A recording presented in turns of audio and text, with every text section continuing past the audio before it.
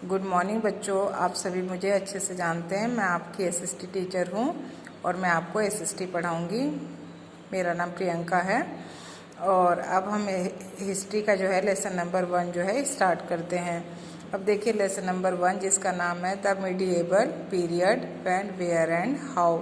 Medieval period का मतलब होता है मध्यकाल। हमारे जो हिस्ट्री का जो मिडिल पीरियड है उसको हम कहते हैं मिडिएवल पीरियड, मध्यकाल। व्हेन वेयर एंड हाउ यानी मध्यकाल में कब, कहाँ और कैसे कौन सी घटना घटी, इसके बारे में हम इस लेसन में पढ़ेंगे। अब देखिए the history of India is generally divided into 3 period. India की हिस्ट्री को जो है 3 पीरियड में डिवाइड किया गया है। अब देखिए first period, second period and third period. देखिए फर्स्ट पीरियड को हम कहते हैं प्रोगो एंशिएंट और अर्ली पीरियड कहा जाता है, जो कि 8th सेंचुरी से माना जाता है। सेकेंड पीरियड को हमें मिडिएवल पीरियड या मिडिल पीरियड कहा जाता है, जो कि 8th से लेके 18th सेंचुरी तक है। और थर्ड पीरियड हमारा जो आता है मॉडर्न पीरियड, आधुनिक काल जिसको कहते हैं, ये 19th सेंचुरी से 21st सेंचुरी तक माना जाता है। देखिए द मिडिएवल पीरियड इस अब आप हमें क्या देखना है, मध्यकाल को देखना है, जो कि 8 से 18 सेंचुरी तक है। अब देखिए medieval period is referred to by many historian as the middle age in Europe. ये बोल रहा है कि जो मिडिल पीरियड है इसके बारे में बहुत सारे हिस्टोरियन ने लिखा है। मिडिल एज इन यूरोप के मिडिल एज में it began around 15th century C. ये जो है 5 सेंचुरी सी, ये जो इसकी शुरुआत जो हुई थी 5 सेंचुरी में हुई थी and lasted until the 16th century, और इसका जो अंत है वो 16th सेंचुरी में हुआ था। इसके बाद है फिर भी इंडिया में it covers the period between, हमारे देश में जो है मिडिएवल पीरियड का जो टाइम है वो 8 से लेके 18 सेंचुरी तक है। इसको भी जो है 2 भागों में बांटा गया है। अर्ली मिडिएवल पीरियड, इसमें लिया गया 8 से 12 सेंचुरी का समय लिया गया है, और लेटर मिडिएवल पीरियड में आपको 13 से 18 सेंचुरी तक का समय लिया गया है। इसके बाद ये देखिए हिस्ट्री को कितने भागों में डिवाइड किया गया, 3, एंशिएंट पीरियड, मिडिएवल पीरियड और मॉडर्न पीरियड। मिडिएवल पीरियड को भी 2 भागों में बांटा गया, अर्ली मिडिएवल और लेटर मिडिएवल। अब देखिए टर्म्स यूज्ड फॉर इंडियन सबकॉन्टिनेंट्स। देखिए इंडियन सबकॉन्टिनेंट में कौन कौन से टर्म जो है यूज किए जाते थे। According to the shastras Bharatvarsha and Jambudvipa are 2 of the earliest name by which our country was known. ये सारे जो नाम हैं ये पहले के नाम हैं जो कि हमारे कंट्री में जाने जाते हैं। It is also called Aryavrat, इसको आर्यव्रत खांडा भी कहा जाता है। जो आर्यव्रत के निवासी थे वो क्या कहला, आर्यांस कहला। इसका उल्लेख जो है ऋग्वेद में भी दिया गया है। अब देखिए इंडिया जो है ग्रीक वर्ड से बना हुआ है, जिसका which means region beyond the river Indus, जिसका मतलब है रीजन बियॉन्ड द इंदुस, यानी इंदुस रिवर के बियॉन्ड का क्षेत्र। द आर्यंस वर्शिपर थे refers to river Indus as the Sindhu. Aryans के जो पुजारी थे उन्होंने इंदु नदी की ही पूजा करते थे, जो कि सिंधु नदी के नाम से भी जाना जाता है। इंदु और सिंधु नदी सेम होते हैं। The Persian invaders converted it into Hindu. Persian जो थे, पादरी जो थे, इन्वेडर, उन्होंने इसे कन्वर्ट किया हिंदू में। किसको, सिंधु में। The name Hindustan combine Sindhu and Hindu. जो हमारे कंट्री का नेम जो है हिंदुस्तान जो बड़ा, वो सिंधु और जो है हिंदू को मिलाकर जो बना है नाम हमारे देश का, वो हिंदुस्तान है। And this refer to as the land of Hindus, और इसे क्या कहा गया है कि ये हिंदुओं की धरती है। अब देखिए the official name of India is Sanskrit language in Bharat. अब देखिए ऑफिशियल नेम है हमारे कंट्री का संस्कृत लैंग्वेज में, वो क्या है, भारत है। इसके बाद आप पीछे से देख लीजिए, features of the medieval period in India. अब मीडिएवल पीरियड में इंडिया की जो है क्या क्या फीचर्स हैं, इसको आप देखिए। Medieval period in India was quite eventual during this period.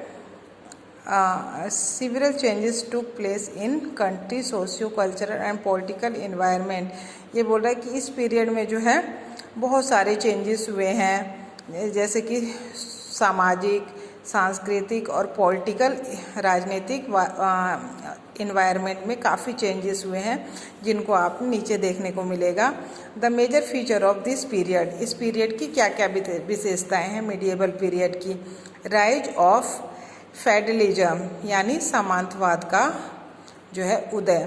सामंतवाद होता है जिसमें क्या है, ये जो लोग होते हैं वो राजा की सेवा करते हैं और राजा जो है उनकी रक्षा करता है। इस प्रथा को कहते हैं federalism. Emerge of several Rajput kingdom in northern and western India. अब क्या है, emerge of several Rajput kingdom in northern and western India.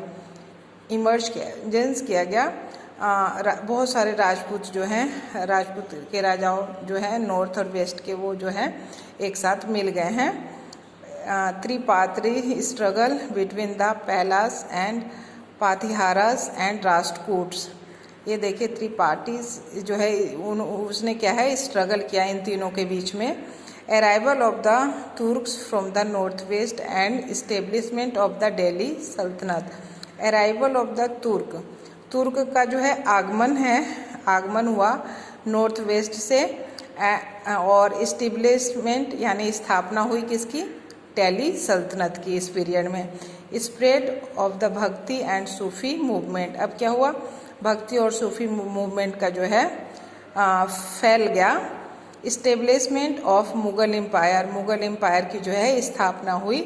Rise of Marathas and Sikhs, Maratha और सिखों का उदय हुआ। Economics prosperity of India that captured the attention of Europe powers. Economics prosperity यानी जो आर्थिक उन्नति है हमारे देश की, that captured the attention of European powers, उसको जो है कैप्चर कर लिया, यूरोपियन पावर ने उसके अटेंशन को कैप्चर कर लिया। Independence of several provincial kingdom in the eastern as well as the peninsular India. Independence of several provincial kingdom in the eastern as well as peninsular India. ये बोला कि independence of several, बहुत सारे जो है राज्य थे उनमें क्या हो गया, वो जो है इंडिपेंडेंस हो गए। द ईस्टर्न जो ईस्ट साइड है, साथ ही साथ हमारे पेनिनसुलर इंडिया के हैं, वो बहुत सारे जो हैं किंगडम्स जो है इंडिपेंडेंस थे। इसके बाद आपका है सोर्सेस ऑफ हिस्ट्री। अब हिस्ट्री के सोर्सेस क्या हैं? Major historical sources of the medieval period in India can be divided in archaeological and literary sources. अब देखिए दो तरह के सोर्सेस हैं, archaeological sources and literary sources.